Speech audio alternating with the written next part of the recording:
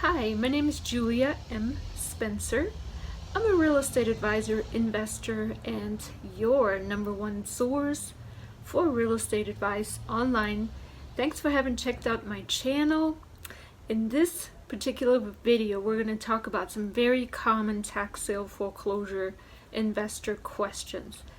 And I got these questions actually from my Facebook messaging system. So if you're reaching me through Facebook, just know that I don't check the messages there very often. So this message unfortunately is already 2 months old and I just saw it today. But I thought I'd reply here really quickly. Also, a lot of these answers are already answered in some of my other videos as well as in my ebooks. So please don't hesitate to check those out. My website is at the bottom of this video, juliamspencer.com. And you can also go to my YouTube channel right here where you found this video and leave me comments there. It's very likely that I see YouTube comments sooner because I'm just on YouTube a lot more active than anywhere else. Or you can email me at realestate@juliamspencer.com. In any case, we're going to be answering this question now, and I have to wear my glasses to read it. But here's the question. So, a valued subscriber, said he's going to his first tax deed auction, and he has a couple questions. The first question was, if the property is occupied by owners, is it a property that you should not bid on? Okay, so I think I've kind of went back and forth on this in my previous videos of whether that's a good thing or not a good thing. Now, as an investor, and in terms of if you're looking at the profit, whether or not the property is occupied by the owners really shouldn't matter to you. My personal opinion is that I try not to bid on properties where the owners still live there. And that's what's called a homestead. And there's a couple of reasons for this. First off, a lot of states have special regulations for redemption periods for homesteads, meaning that the original owners, if they still live there, have longer periods of time to redeem the properties, which if you're already bidding at that same auction, try to avoid the homesteads just because it is possible that your redemption period is extended. Secondly, I really don't like to bid on homesteads just because it still feels to me kind of like I'm really disadvantaging the original owner.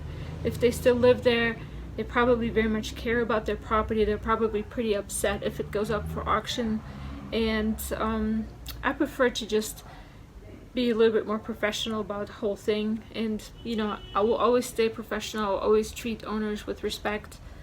But when homeowners lose their house through a tax sale foreclosure, you can be almost guaranteed that the whole thing will be a lot more emotional in terms of transaction.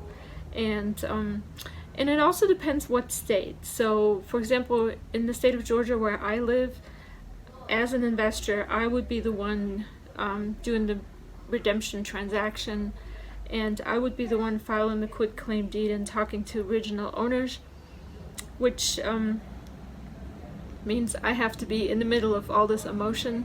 In a state like South Carolina, the county attorney takes care of the transaction of redemption, so I'm not really in the middle of this as an investor. So in those states, it's more likely that I would be investing in homesteads versus in my home state. So there's not really one clear-cut answer, but should you not bid on properties that are occupied by owners? Shouldn't really play into it, other than what you think as an investor is the proper thing to do. You always have to, of course, look at the profit margin. You have to see what the redemption process is for your county, and you also have to know how comfortable you are bidding on properties that are occupied by owners. But as far as an investment standpoint, the bottom line, the profit margin, it's really irrelevant to that for the most part if the property is occupied by owners or not. So I hope that answered the first question. The same person had 2 more questions. One of them is very quick to answer, but I'll get to that one last. Here is the second question. I've visited a few properties that I am not sure if they're occupied or not. If they're interesting, is it something we should bid on, not knowing for sure if that property is empty? Again, it's kind of like the same question as before. The only thing that you need to consider as an investor, aside from what I've already mentioned, is the fact that if a property is not occupied, and it has been not occupied for quite some time, it is very possible that it may have some serious issues with the home, meaning that it will be harder for you to resell it or remedy those issues. There might also be property maintenance issues with the county or the city that you might be responsible for. If a property is occupied, it's likely that it is in a well enough condition anyways for somebody to live in it. So if it's a tenant or an owner is actually irrelevant as to the condition. If you can live in it, anybody can live in it, obviously. But in terms of whether or not you should bid or know if something's empty, it really only depends also on if you are planning to down the road attempt to gain ownership of this property, or if you're really planning on purchasing the property to get the interest rate or the penalty. And if you have a property that's occupied, even better if it's occupied by the owner, it's very likely that you're going to be paying off the property, which means you're not going to get ownership of this property.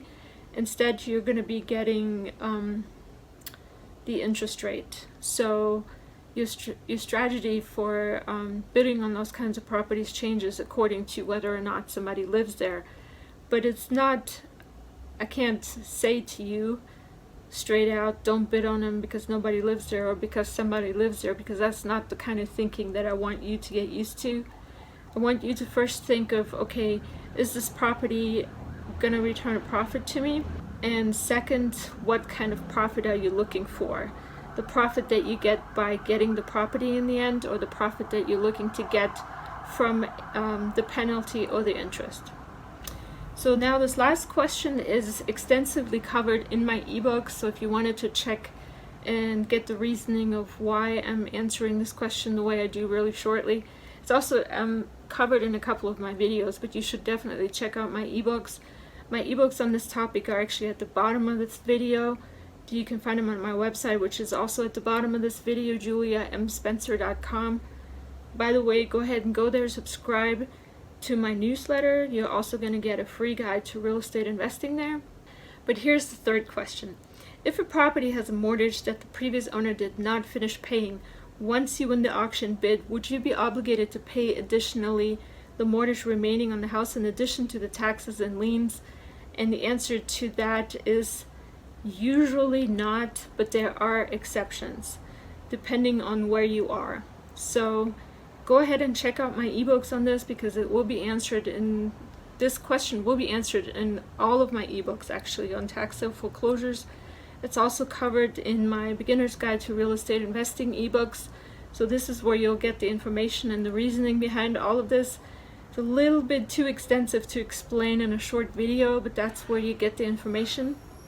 And I hope that answers it, at least for in the interim.